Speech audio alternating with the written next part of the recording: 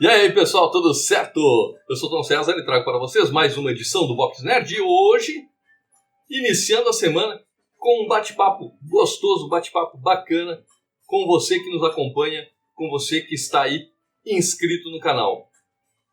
E falando em inscrição no canal, venho dizer muito contente que chegamos finalmente aos 400 inscritos no canal. 400 inscritos é a meta de março, era 500, ficamos bem abaixo do que esperávamos, né? Mas ainda tem tempo aí, ainda tem alguns dias para o final do mês, estamos na metade e esperamos, quem sabe, nesses próximos dias aí, bater esta meta, mais 10 dias para bater a meta de 500. É difícil? É difícil, é uma missão impossível? É quase impossível, mas contando com você, é claro que a gente pode chegar lá. Então, antes de mais nada, vá embaixo, ative o sininho, deixe seu like e também se inscreva no canal. É muito importante para a gente. Divulga nas suas redes sociais, convida os amigos que curtem quadrinhos, que curtem cinema, que curtem séries. Chama eles para cá, tá bom? E vamos ao tema de hoje. Para iniciar a semana, para saber a opinião de vocês, Marvel, DC, independentes, o mercado dos quadrinhos está aquecido? Não está? Está em queda? Quadrinhos de super-herói já eram? Acabou? E o cinema influencia nisto ou não?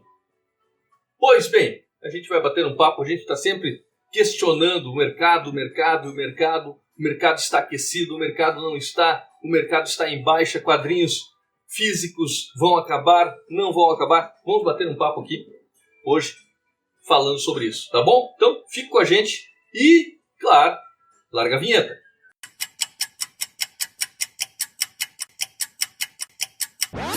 Marvel, DC, essas duas gigantes dos quadrinhos sempre estiveram presentes e sempre estiveram,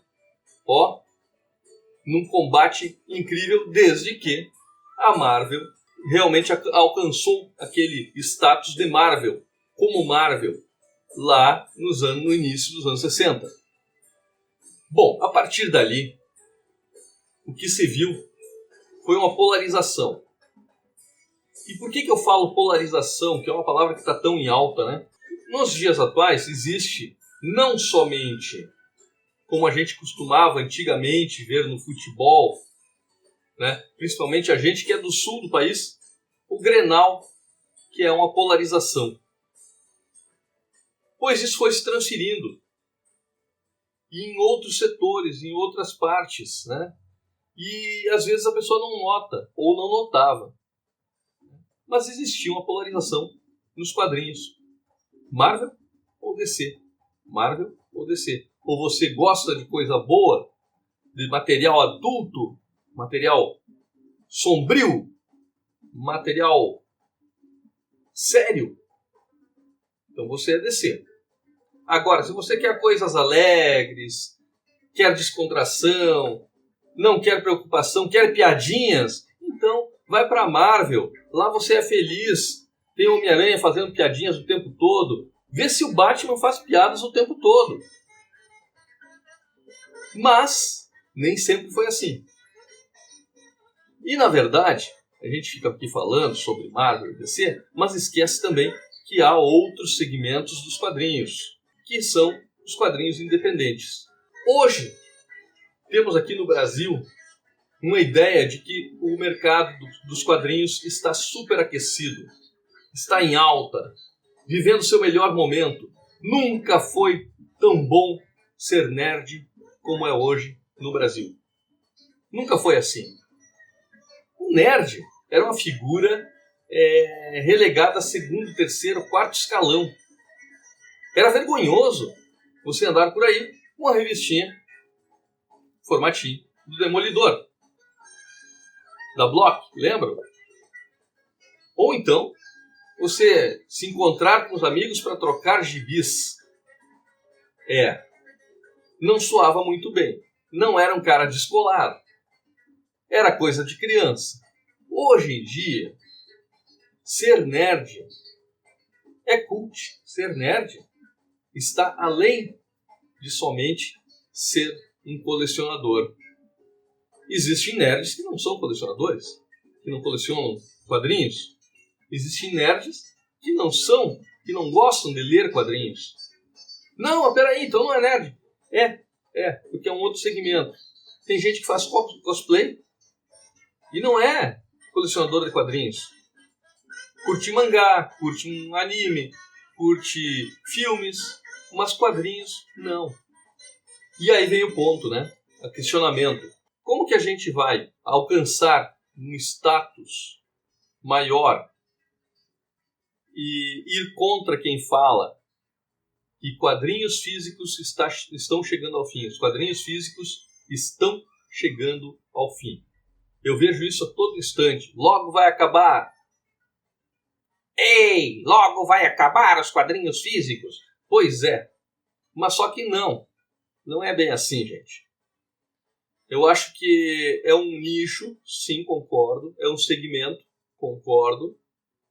Não é uma coisa ampla, como foi um dia o consumo, porque aí temos tantos e tantos outros eventos acontecendo, outras plataformas, por exemplo, se for só pensar em internet, que tiram a atenção do jovem, do jovem leitor, do novo colecionador, que às vezes ele inicia, sabe? Às vezes ele inicia no mundo dos quadrinhos, começa colecionando, começa entusiasmado, e por questões financeiras, por questões logísticas também, porque hoje você não encontra numa banca de revista todos os títulos que estão saindo à disposição como foi um dia.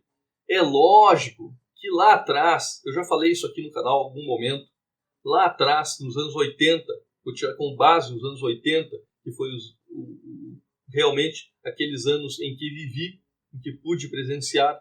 Não posso falar dos anos 70, porque pouco me recordo, mas os anos 80, com a editora Abril, que é a minha lembrança, a minha memória, existiam títulos, mix de revistas, onde esses heróis desfilavam, mas eram poucos títulos. Eram 5 títulos Marvel, 5 títulos DC, alguma coisa do Conan, alguma coisa da VEC, depois Rio Gráfica, a Globo entra mais tarde, então, mas não era como hoje. Hoje nós temos inúmeros títulos, lançamentos de revistas encadernadas, capa duras, ônibus que chegaram, e chegaram mesmo. Não adianta torcer o nariz, porque eles estão aí. E esse montão, né, de títulos e opções fazem com que o colecionador, aquele que quer colecionar, se sinta, digamos, indefeso diante do bombardeio de títulos, porque ele não consegue acompanhar tudo, tá? Ele não consegue acompanhar tudo. Ele quer, ele tem vontade, ele gosta de ler, ele gosta de quadrinhos, ele quer colecionar, mas só que é muita coisa. E daí entra o fator financeiro, tá?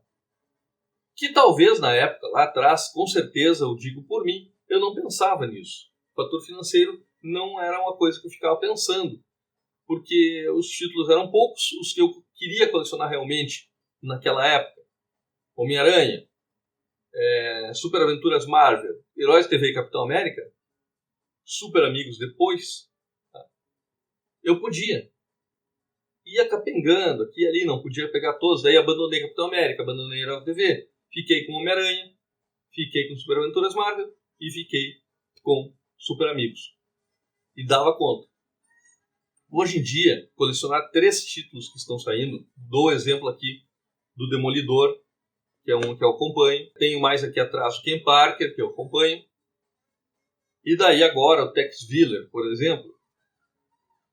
Se eles não tivessem um espaço de lançamento, como essas três têm, e não foi à toa que eu escolhi, não é por acaso, seria bem difícil. Seria bem difícil mesmo. Tá? Quinzenal, nem pensar. Mensal, difícil. Então, eu acho que a maioria das pessoas da classe média que queiram colecionar vão pensar dessa maneira. Vão escolher alguns títulos pinçados. E que, na verdade, daí vamos pensar no outro pessoal que é menos favorecido e que quer ler, não tem muita opção, não. Antigamente, claro, os quadrinhos eram mais baratos, eram menores, eram mix, e tu tinha mais diversão. Mas hoje também, se pensarmos, o colecionador ele é uma figura de luxo, dá para dizer. Porque o colecionador que coleciona tudo são raros. São raros. Tá? Não vou arriscar número nem nada, mas são raríssimos. E coleciona tudo que chega são muito raros. Talvez pouquíssimos. Mas aquele garoto, aquela garota da periferia que quer começar a ler quadrinhos, que gosta de quadrinhos, que quer começar a comprar, colecionar um título, fica difícil, fica bem difícil. A situação financeira, é claro, que é o fator determinante. Mas, além disso, também temos a logística, como eu falei antes, as bancas não oferecem mais títulos de revistas como ofereciam antigamente. Aliás, se vocês encontrarem uma banca de revista na cidade de vocês, pode falar aqui no canal. Porque, por exemplo, na minha cidade, aqui onde eu vivo, temos, acho que umas 3 bancas, tá? E uma delas realmente vende quadrinhos quase que exclusivamente. Mas as outras vendem de tudo um pouco, desde isqueiro, chaveiro, pano de prato e etc, etc, etc, artesanato e tudo mais. E quadrinhos tem ali um cantinho ali, mas é muito pouco. Quando dizem que o final do quadrinho físico está chegando, é a hora da queda dos quadrinhos físicos, eu digo que não. Mas quando dizem que as bancas de revistas chegaram ao fim, eu digo já chegaram ao fim. Não é porque existe uma ou duas em uma cidade um pouquinho maior, é que elas não estão no final. Estão sim, se encaminhando para o seu final. Infelizmente, vão sobreviver algumas lojas especializadas ao redor do país, nas capitais e em cidades maiores. A cidade do interior do município, vai viver de eventos eventuais, organizados por colecionadores dedicados que vão ali se reunir 2, 3 cidades próximas para levar um evento. E, além disso, da internet, do consumo de quadrinhos através da compra nas lojas virtuais. Este é o meio, e esta vai ser a forma de colecionar e de se manter ainda no mercado, de se manter ainda vivo o colecionador. A outra maneira são os grupos de WhatsApp, grupos no Face, grupos de leilões, grupos de vendas, grupos de trocas. E isso ainda mantém uma esperança, porque lá o colecionador que perdeu algum número pode encontrar o número que precisa e pode muitas vezes encontrar por um valor bem baixo. É claro que pode ser que encontre um valor alto, mas aí vai da raridade da revista. Como já falamos também aqui no canal, tem revistas que valem muito, tem revistas que são super faturadas e tem revistas que não valem quase nada. Mas, voltando, Marvel e DC, que polarizam esta disputa pelo mercado de quadrinhos, não só lá fora, mas também aqui no Brasil, a gente não pode deixar de olhar para os quadrinhos independentes, os quadrinhos autorais, os quadrinhos europeus, tá? Que a gente bota tudo no mesmo balaio e diz que é quadrinho independente. Ponto. Tá? Esses quadrinhos ganharam muito espaço de alguns anos para cá. Pode ser que algumas pessoas conheçam já quadrinhos europeus há muito mais tempo, tenho tido contato e haviam algumas editoras que esporadicamente lançavam alguma coisa que vinha daqueles lados da Europa. Fora Bonelli, tá? Fora Bonelli. Não vamos entrar no caso do Bonelli, que é um caso muito especial que tomaria todo um vídeo.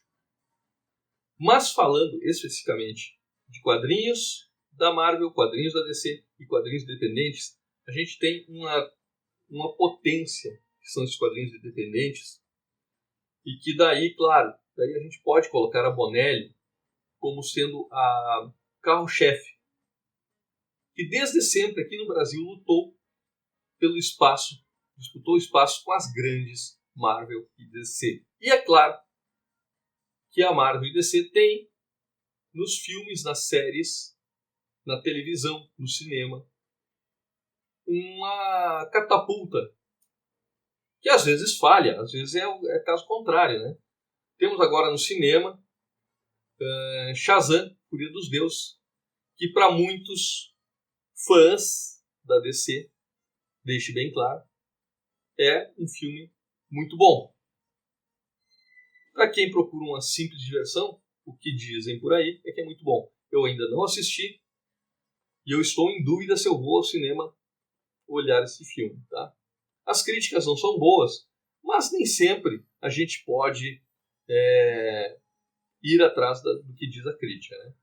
Mas tomando como exemplo que o filme seja ruim, é claro que ele não vai trazer novos leitores, não vai fazer com que alguém procure o quadrinho do determinado personagem, seja ele Marvel ou seja ele DC. Agora, se o quadrinho é bom, tá? E se o filme for bom, daí é o combo perfeito. Porque, de repente, tu assiste o filme e acha que tudo que é sempre assim, vai olhar o quadrinho do Thor e não é cheio de piadas, como é. Ah, peraí, esse não é o Thor que eu conheço. Porque aquela pessoa, aquela criança, aquele jovem, ele conhece o Thor do cinema. E aí que eu falo que tem feito, já falei também no canal, então você vai nos vídeos anteriores que você vai encontrar, que o cinema e os quadrinhos se retroalimentam, né?